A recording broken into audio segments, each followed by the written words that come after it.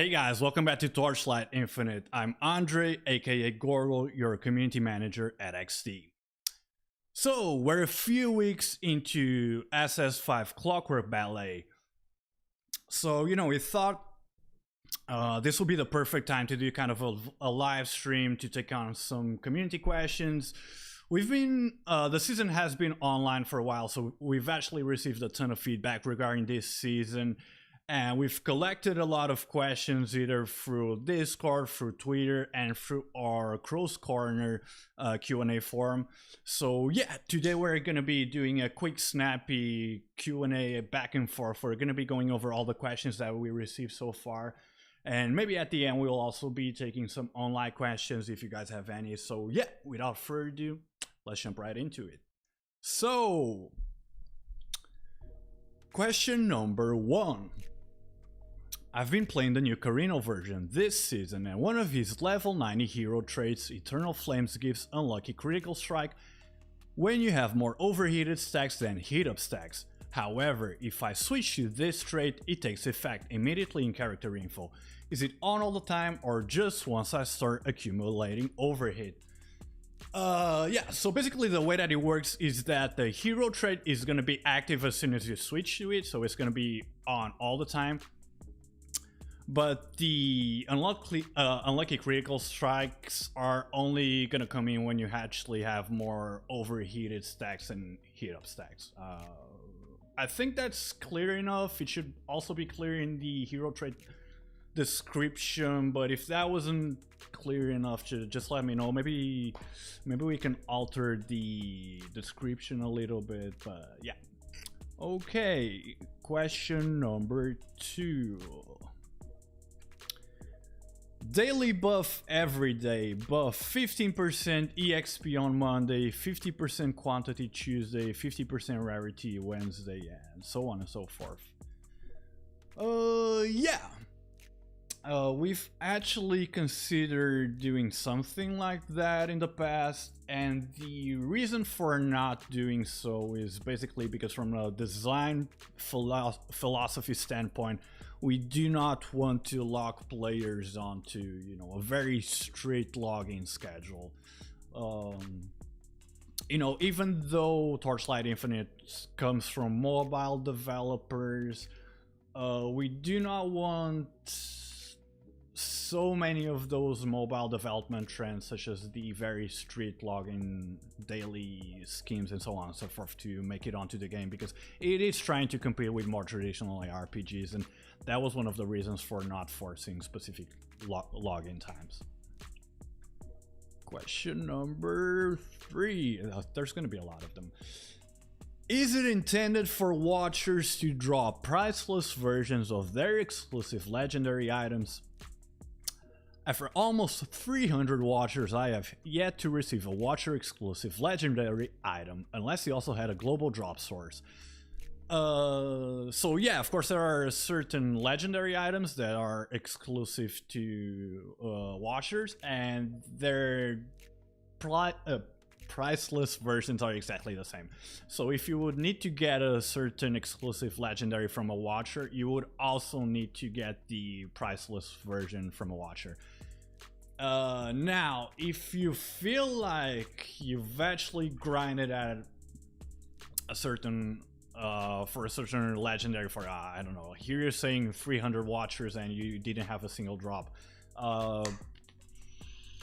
maybe send your account over to customer support. Maybe just send it over my way directly, Gordo at XD on the official Discord, and maybe we can take a look at it, see if there's something wrong with the loots with the drops. But yeah, if an exclusive, you need to drop it via watcher, the price is going to be the same thing. Yeah.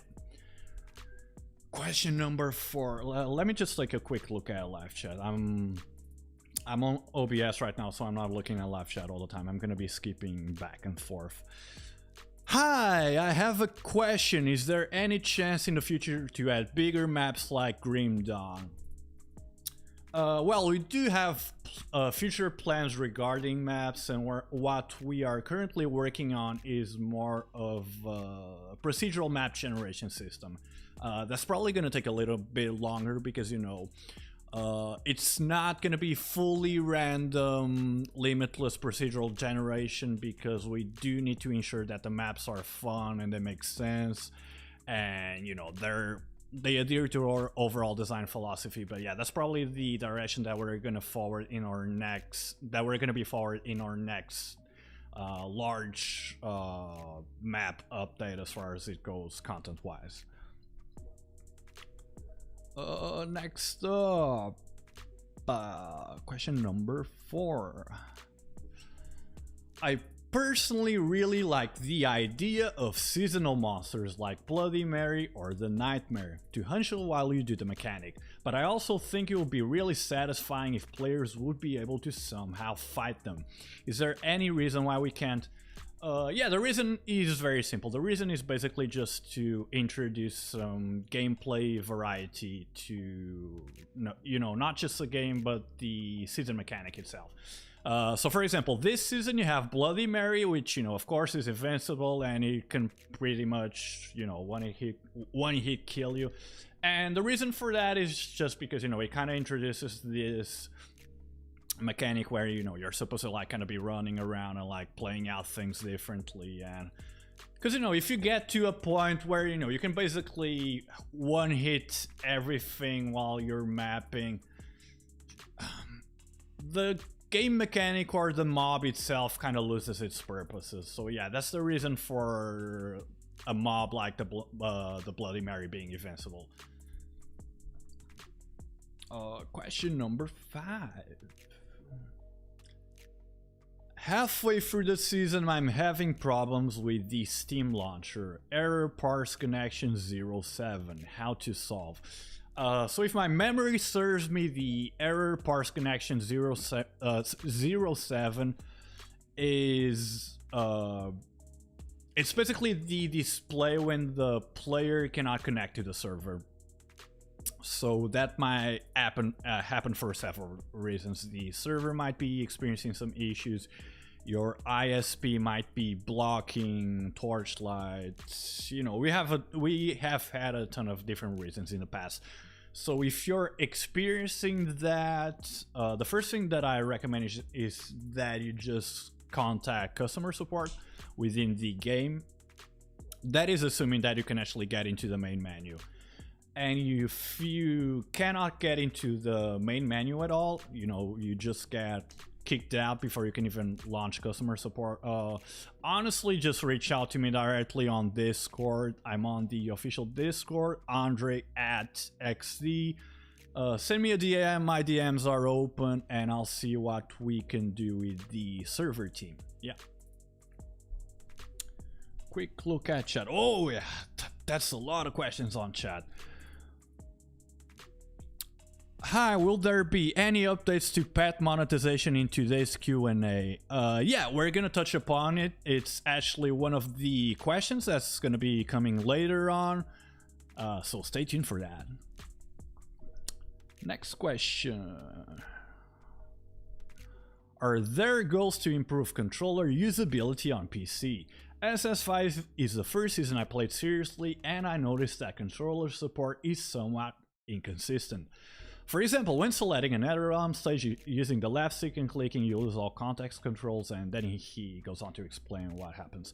Yeah, so as you might have noticed right now, actually if you go on Steam when you're gonna launch Torchlight Infinite, it shows that we have partial controller support, and you also need a mouse to play the game at full functionality. And yeah, that's basically the point where we are right now.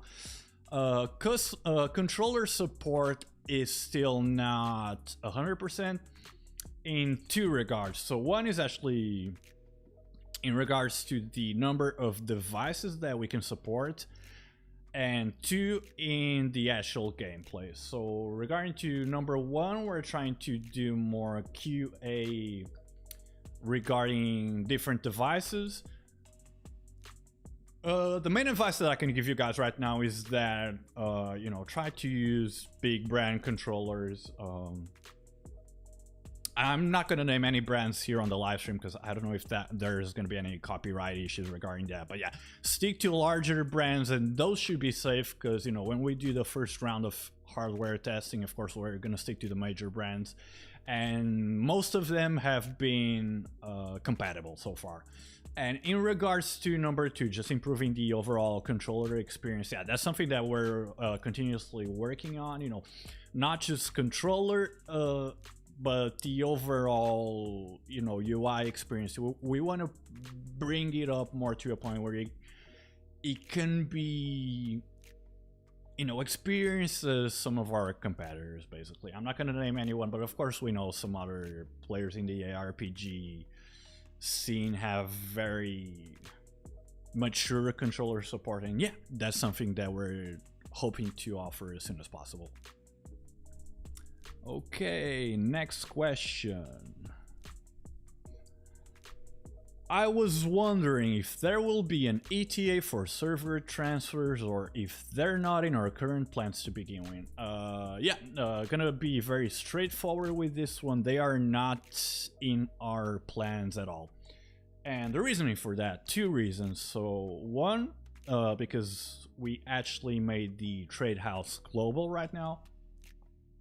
So it doesn't matter if you're in the Asian server, if you're in the European server, if you're in the North American server, and it actually doesn't even matter which build of the game you're playing. So, you know, you can be on mobile, Steam, and on the global or Chinese versions, the trade house is fully universal. So that's one of the main reasons that we do not find it necessary to include server transfers. And the other one is just to avoid issues such as account sales, account scams, and some of the headaches that, you know, come around when you start dealing with third-party account monetization. Next question. We did change to the void chart to the talent.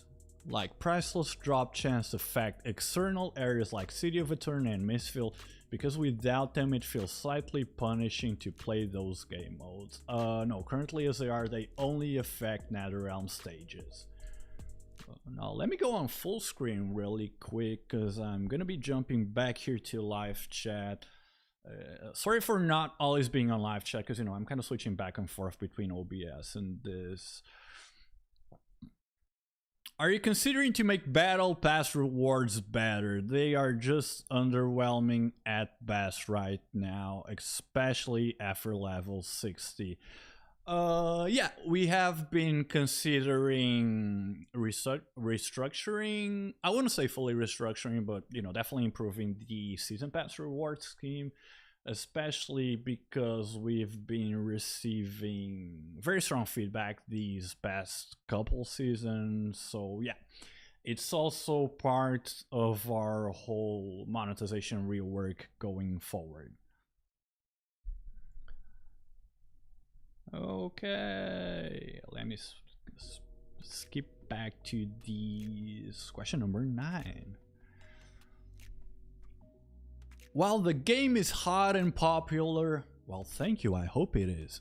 Could we please get some server-wide kill events to keep the hype train going? Yeah, the team is working on developing some server-wide events right now. And yeah, that's all I can give out right now. We do not have an ETA. We hope that we can have something in effect this season. We hope we have better in-game implementation. So, you know, that would mean like full scoreboards and everything inside the game. But yeah, I cannot give out any specifics right now because work in progress. I'm actually, yeah, it's funny because I didn't actually write the player names for each question, but I'm like 100% sure it was one of our content creators who sent out this question. Okay, next one. Where are the appearance crystals? Yeah, so in regards to appearance crystals, we're gonna be pushing them out a lot more via in-game activity events. So, you know, basically just come in, do this and that, you know, daily type of events, and that's basically how we're gonna be pushing them out going forward. My dog's barking in the background, sorry about that. Are there any planned changes to make City of Eterna more fun to run? 2 encounters when building a city is very anti-fun, where you just stand for a long amount of time. So to be perfectly honest, no major changes to City of Eterna are planned right now, meaning that it's not gonna receive any major overhauls, any major reworks, but some, you know, I wouldn't call them minor, but some optimizations are on the way. Hopefully gonna streamline things a little bit, gonna make it a little bit snappier and more fun to run, but yeah, no major overalls are on the table. Next up, I play on hardcore. Good for you. I never do. I'm garbage. I play on hardcore. In our ranking, we can see players who died. They are highly ranked, but we can't see their gear. Can this be fixed? So yeah, this of course is one of the issues with hardcore right now. Not just this one, but hardcore in general is probably gonna get some more attention in coming seasons, just to make the overall experience, you know, more up to par with what else we're offering. But there's actually a workaround for it. So basically, if you go into hero rankings, you know, you can actually check out the gear for any player, unless of course they made their gear private. So yeah, that's basically the recommended fix, the recommended workaround, until we, you know, get a better HC system. Okay. Now, question number 13. Can we please get an option in the settings to enable/disable the tutorial pop-ups? Yeah, I personally think this should be feasible. Let me just have a quick discussion with the devs tomorrow. Yeah, I'll pass it on. I think it makes perfect sense. Yeah, I personally don't like the pop-ups either. I don't think it's the end of the world, but you know, when you're doing multiple runs, yeah, I get it. Next up, is it possible to expand the items that get auto-picked up on mobile to everything that drops? PC players can just hold A to pick up everything as a workaround to looting, but on mobile it's not possible. So yeah, the team is discussing how to better improve the overall looting experience on mobile, just to make the, you know, overall thing more comfortable. But whether that is gonna be through a new auto looting mechanic or some other changing controls, it's not being decided yet. Because of course the issue with implementing a new control scheme to a certain platform is that it might greatly mess up the balancing between both platforms, let's just say that. So for example, if it would become much more effective to loot on mobile, then, you know, then you will see a massive shift of players just going on to mobile, because, you know, maybe they can get through certain content like 10% faster, you know. It messes up with a lot more things than you might initially think. So that's the reason why they're kind of like going back and forth about how to improve the looting controls for mobile. Okay, next up. Yeah, I basically merged 2 questions into one for this one, because this is a spicy one. Will you improve the trade house UI for PC players just like you did with the inventory? And number 2, Why is there still no direct price filtering system in the trade house? Yeah, these were merged together because they kind of go hand in hand. So first, number one, just improving the overall UI. Yeah, there are definitely plans to improve the trade house UI, and you know, not just a trade house UI, but UI as a whole is one of our major focuses right now. I'm sure anyone who's watching right now, you know, you guys already checked out the new inventory UI, because that was one of our biggest pushes this season, just coming up with a more PC based inventory. But that's the whole general direction that we're going to be going forward. We had a very positive reception to that, so we're probably going to be reworking or at least adding different options for a ton of different UIs. So yeah, please stay tuned for that. Now, why is there still no direct price filtering system in the trade house?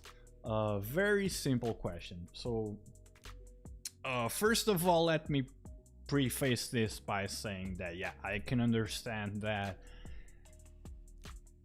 it's not ideal to have to go through the grayed out items. Like, you know, maybe sometimes you just want to search for, I want something which costs X FE and just get a list of that. Well, why don't we allow that? Very simple. Because of botting, because of miners, because of botting studios. Yeah, as you know, that's a big issue in this sort of game. You know, you'll have companies or, you know, just individuals who run these studios with massive army of, you know, devices just basically botting and, you know, mining FE or whatever. And one of the reasons that we made the trade house a little bit more obtuse to filter or search for is that we do not want those bots to also be monopolizing the trade house and, you know, just basically snatching everything they can in 1 second and then basically just putting out the same thing over again, just basically driving down the game economy, ruining it for everyone. Then everyone has an awful time because of miners and botters, and you know, it's awful for the game in general. Now, of course, the question behind that is, well, why don't you get rid of botters and miners and whatever? And yeah, that's something we've been working on season after season. Our anti-cheating system has been gradually buffed up season after season. We have seen substantial drop in suspicious activity, but you know, while we're not at a point where we can be 100% or, you know, very certain that the trade house will be safe enough that you know, we can allow much more direct filtering without bots just basically ruining the game economy, yeah, we're probably gonna keep it as it is in regards to filtering for a bit longer. That's the main reason. Sorry, I kind of drew on that one. Full screen for a sec here. Let me just take a quick look at comments. Oh god, this is a lot.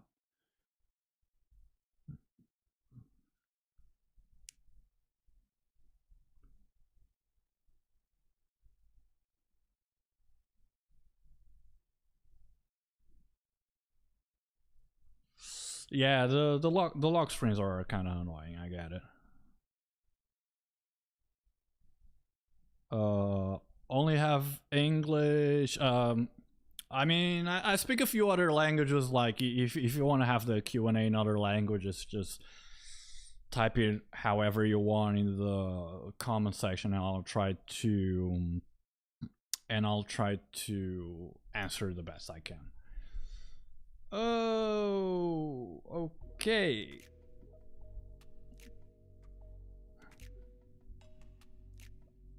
Will there be a preseason? I have friends who only play for the faster pace because they have to work and they don't have the time to grind at all. Yeah, boy, I feel you. But I have to grind for work. It is a job. But yeah, anyway, we're gonna be having a preseason. Yeah, we're still not sure on the actual date, so please stay tuned for the official announcement. But yeah, we've already decided internally that there is gonna be a preseason. Yeah.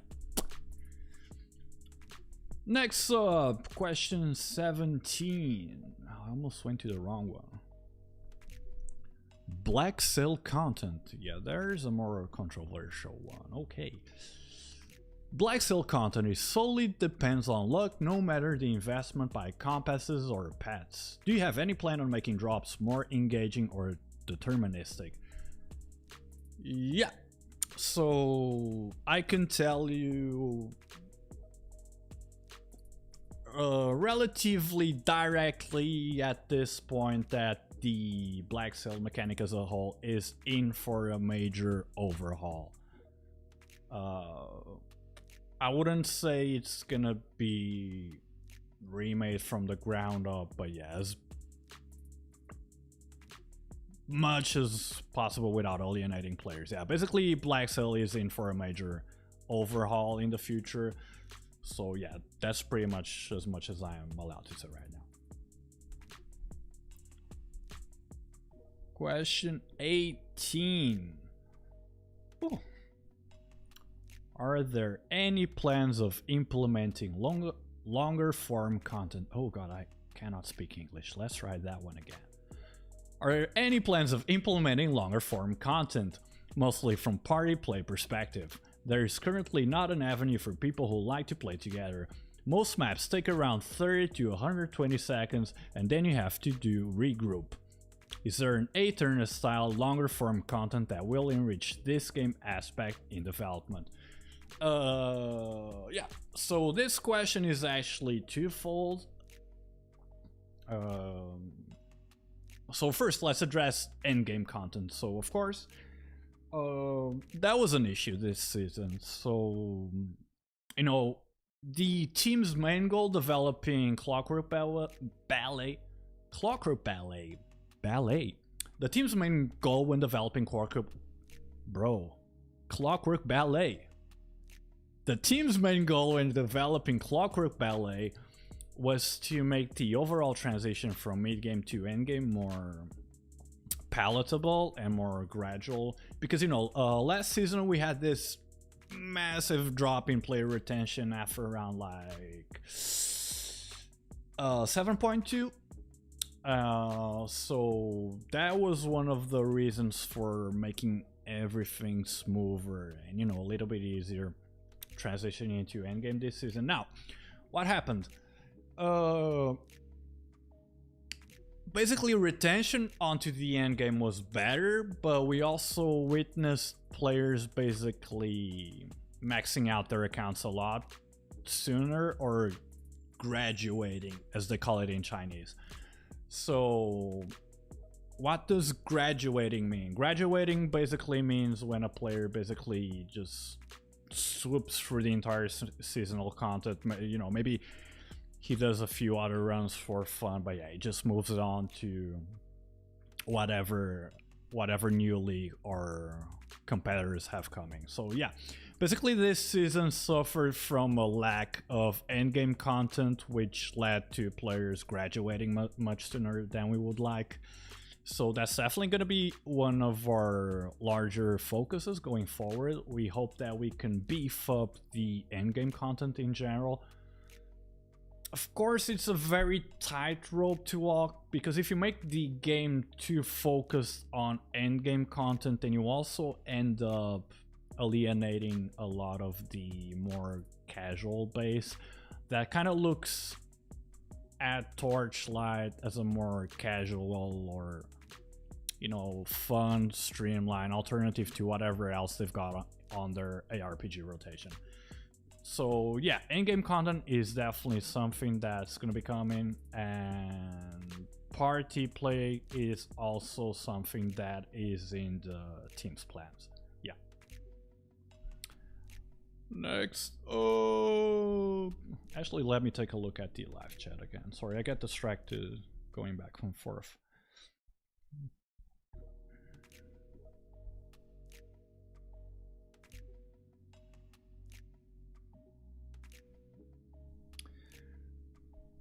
What is the priority now in adding new heroes slash their variations? There are already quite a lot, and the popularity of some is quite bad.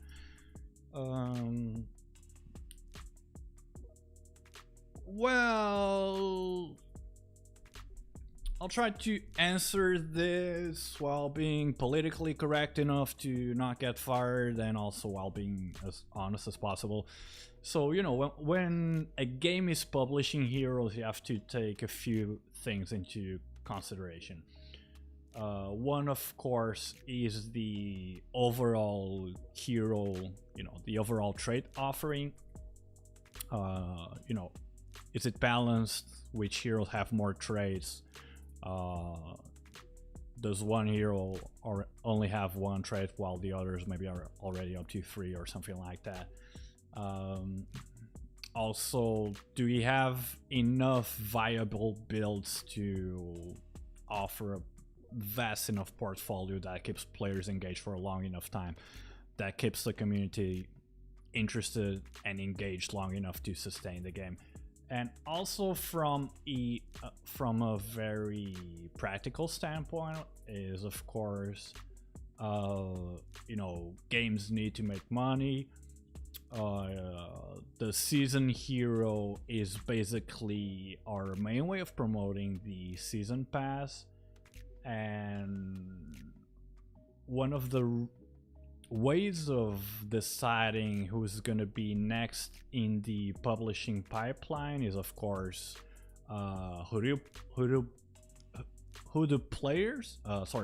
does the team think that players are gonna be the most interested in, and which are gonna be more helpful for that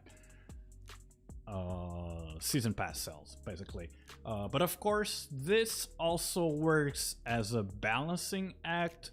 So, for example, well, first of all, there are several things that go behind this. So, first of all, not all hero traits are developed at the same time, or not finished at the same time. So maybe the team can be working concurrently on several hero traits, and let's just say that 2 or 3 have been finished at the same time.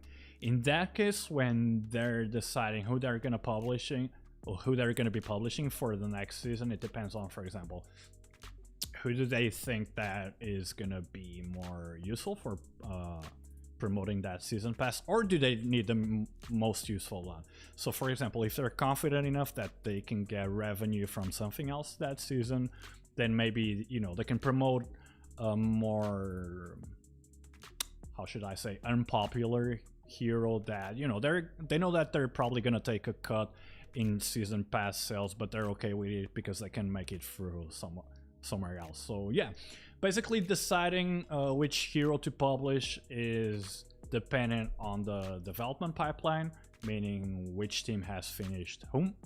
It's dependent on the overall balancing, so which hero has how many hero traits, and of course it's dependent on supply-based economy. So which one are players gonna want the most, and do we need to publish that one right now, or can we save it as a trump card, something like that. Okay, let me see what's next.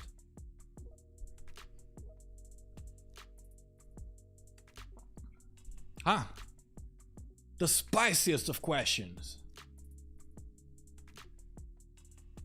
I think players should get a level 1 free pet for the season content after completing a series of difficult challenges, to even up the playfield for everyone.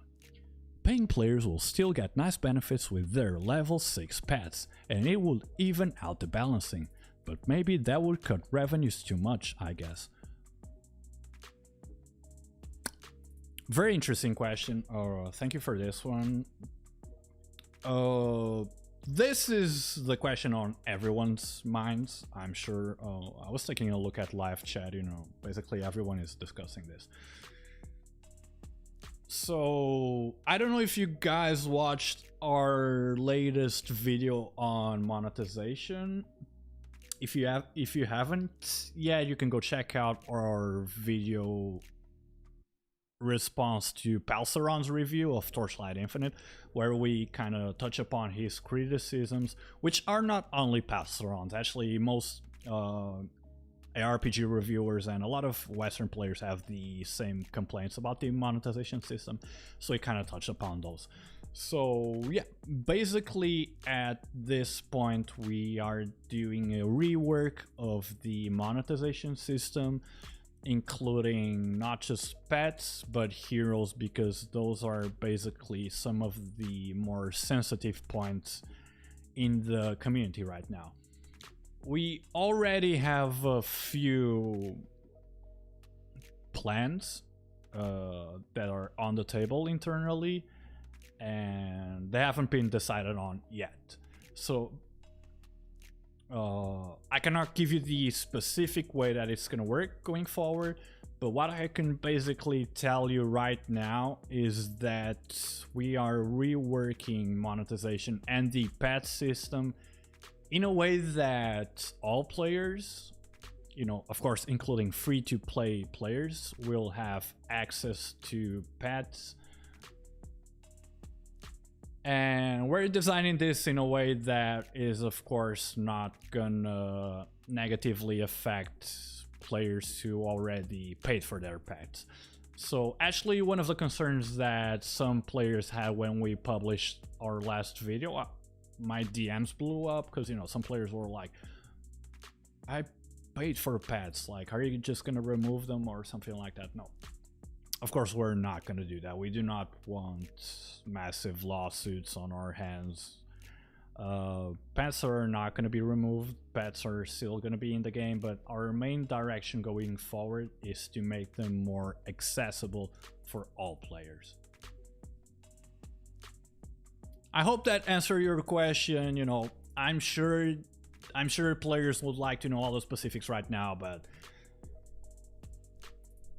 it's coming sooner than you think. That's all I can say right now.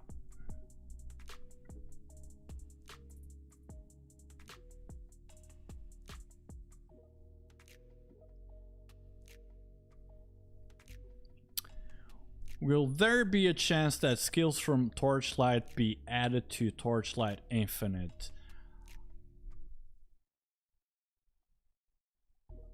I don't think that's a question I'm entitled to answer with all certainty, because as you know, actually we are renting the Torchlight intellectual property right now, because the studio that was originally behind Torchlight,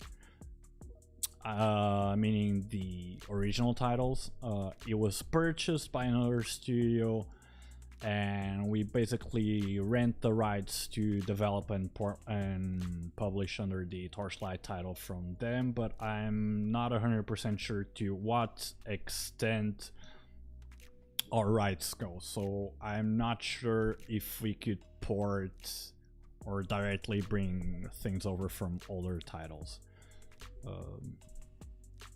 I would have to ask the legal department if that's feasible or not, and then maybe get back to you guys on Discord or Twitter or something like that.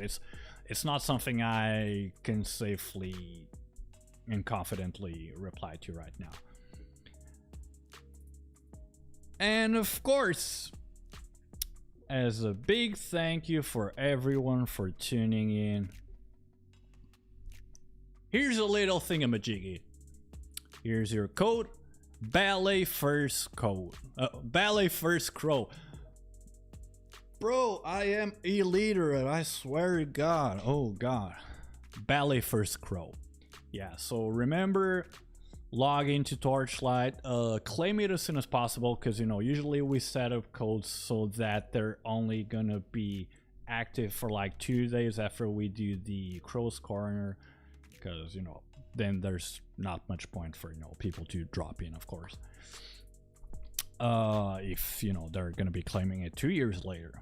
So yeah, remember to use the code Ballet First Crow and use it like as soon as possible. I would recommend that you guys go inside the game as soon as this live stream is over and claim the code. Okay. Thank you guys for tuning in. Let me just take a very quick look at the live chat. Let me see if there's anything else I can cover before we go.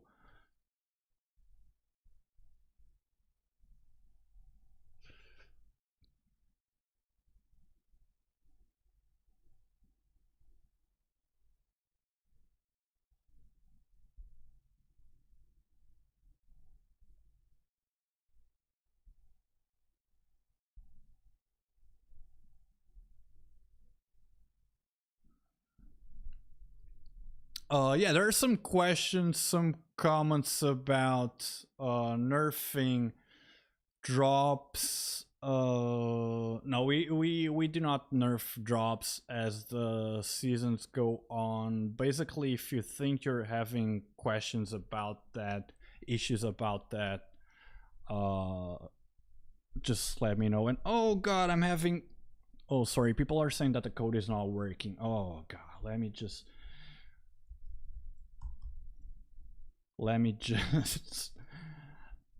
ask the person in charge to approve them.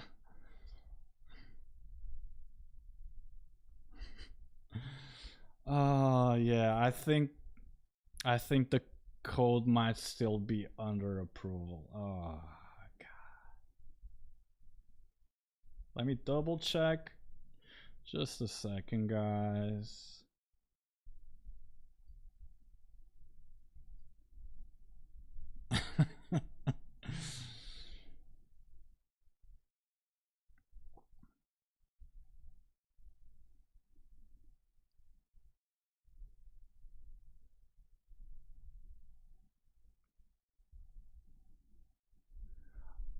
Yeah, sorry about that. My coworker in charge of approving the codes is not replying right now. Basically, the code is gonna be the same. The code was requested, but I guess it's not been approved in the system. Well, life happens. That's what happens when you go on live. Well, I'll let you guys know again on Twitter and on Discord when the code goes live.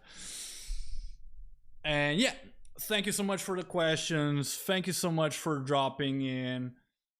And we got a lot of valuable feedback from this one. We're gonna try to be doing more of them. We're gonna be inviting more people onto the future live streams.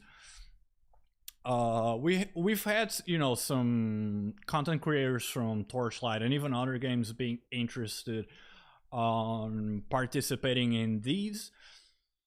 And the main reason for me doing it alone today is because, you know, it's kind of a test run. We're still not very used to the whole fully live Q&A scheme.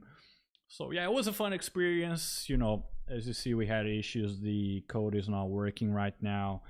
But yeah, I'll let you guys know in the comment section and on Discord and on Twitter when the code is approved.